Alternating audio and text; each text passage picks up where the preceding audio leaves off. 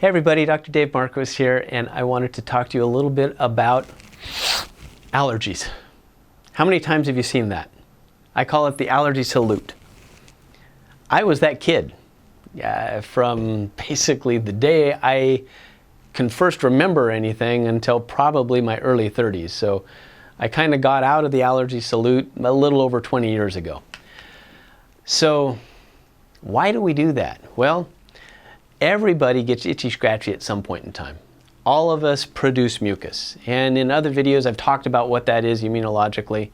I've talked about cytokines and interleukins and all the inflammatory white blood cells that our body can put out. It's kind of amazing, isn't it? How many different members of the white blood cell family that we have that play out these specific roles, and how miserable they can make us at times, and then how they can protect us.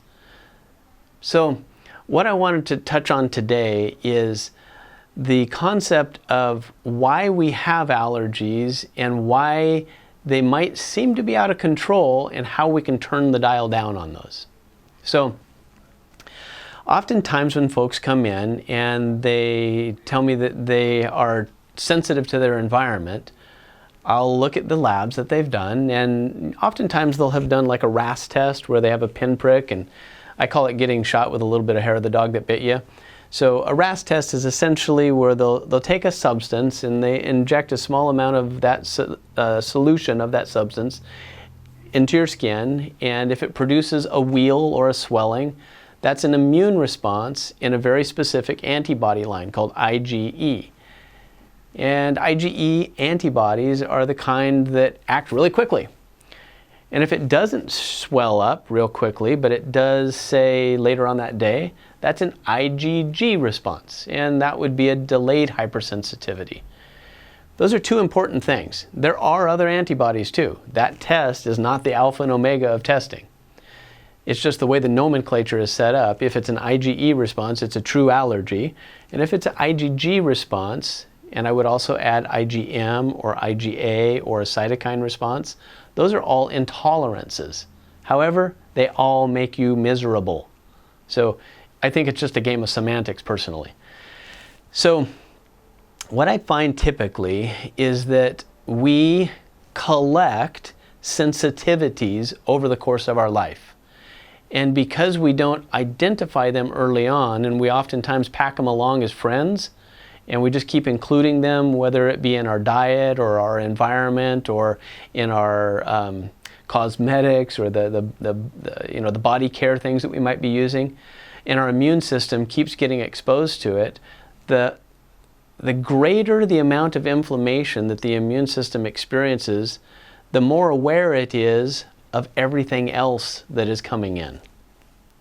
So the immune system, as it starts to take pictures or snapshots of all the stuff that we're exposing ourselves to, it carries this memory forward, and it doesn't like file them in a cabinet. It literally carries them along so that the next time a new thing comes along that looks even remotely like it, it packs it in too. And pretty soon, your cup runneth over. You can't hold all the stuff that you're allergic to, sensitive to. You can't keep it all in, and so you start to become intolerant or sensitized to things that previously didn't bother you. It might be your dog, or somebody might tell you, oh, it's cat dander, or it's scrub oak, or it's Johnson grass, and yeah, you might be. I'm sure if they inject a little bit of that in you when your immune system's heightened, and if you produce a wheal, you're definitely reacting to it. But is that really the problem? Or is it that you've got all this other stuff in your backpack that you haven't cleaned out, and so you can't handle one more thing? Many times it's the latter. And I found this to be true for so many patients, that if we can identify their underlying triggers, their subclinical triggers of day-to-day inflammation, and help their immune system turn the dial down. And there's ways that you can do this, and I'll list those off in a second. By doing that, you actually become less intolerant to your environment. Did I say that right? You're able to be exposed to things in your environment without reacting so much, which is cool. So instead of having seasonal allergies 24/7, 365, which was this guy from basically birth to about 30, and then when I identified all of the inflammatory triggers, maybe I haven't identified all of them, but I got rid of the lion's share, the bulk that was really in my backpack, and it made life so much more pleasant. My voice changed. I was no longer nasally all the time. I stopped having mucus production.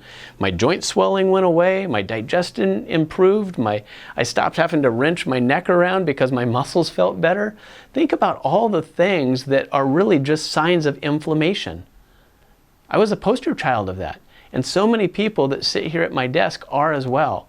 So really, one of the goals in life relative to allergies is to understand inflammation. Because if you can identify that and your triggers and get it under control, your allergies are going to improve. They really won't have a choice but improving, because your whole immune system is going to go, it's going to take a collective sigh, and it's going to put its guns back into the holster, and it's not going to be so aggressive anymore. So here's some things that you can do tangibly to help to turn the dial down. 1, look at your diet. Actually get some food antibody tests. If you can afford to throw the money at it, go ahead and get a cytokine panel and an immunoglobulin panel, but make it blood, not the pinprick. That RAS test, I just don't understand why they still do it. The IgA and IgG panel and the cytokine panel, to me, would be the gold standard to have both. But if you just had to choose one, I'd go with the IgA, IgG. Knowing that and eliminating those, and then this is where it gets a little bit tricky. Look at those foods and see if you can correlate food families. And there's usually going to be 3 families that are going to show up on your panel. 1 or more of them might be kind of the sneaker cell that is still bugging you.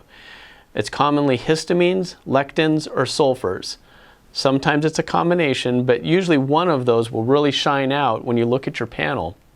So certainly eliminate the main foods that you're reactive to, but also consider, even if they didn't show to be reactive, if you had like 50 foods show up and 40 of them were histamines, I would make a whole list of histamines and I'd say, are there any other histamines in my diet right now, and how can I reduce them? And then later on, I'd look at my genetics and I'd see, do I really produce the enzymes efficiently to break histamines down? And if you don't, hack yourself. That's where you want to apply your nutrition. Knowing those things really turns the dial down on your inflammation. Number 2, clean up your environment. Make sure that you're not sleeping in a dust pit. Make sure you've got a good air filter. Make sure you're drinking good water, and you are drinking water. So many people ask, are you hydrated? No, not really. Well, how much water have you drinking? Well, I had 3 cups of coffee today. Okay, well, I guess that was liquid. But realize that even though something's liquid, if it has a lot of tannins in it, like coffee, green tea, black tea, orange pekoe, they're going to dry you out. They might taste great, and they might have some wonderful polyphenols, and I'm not knocking them as a substance as a whole, but if that's your sole source of water, it's not going to work. Stay hydrated. Make sure you're flushing your body well. And then thirdly, make sure that nutritionally you're supporting those pathways that can actually turn down what your immune system aggressively will do if it's allowed to. Glutathione, nitric oxide, and vitamin D are my 3 best friends for that. And they're your best friends too. These are 3 things that your body's supposed to make to help to attenuate your immune system. But not everybody makes them efficiently, and many people need more than their body can make. So know what your levels are and know how to get them into a clinically relevant zone so that you have the capacity to turn down the dial of inflammation in your body. In the botanical realm, there's a whole nother category of things that an individual can do symptomatically, but I'm not going to go into that one right now because I'm really trying to help you get the concept of what can I do to have long-lasting prevention rather than treatment. I hope that was helpful. Recognize that we all have reactions to different things. We do them and manifest them in different ways, and everybody has the capacity to identify their underlying triggers and turn that down and live a better life through the process. Hope that helps. Own your health. Have a great day.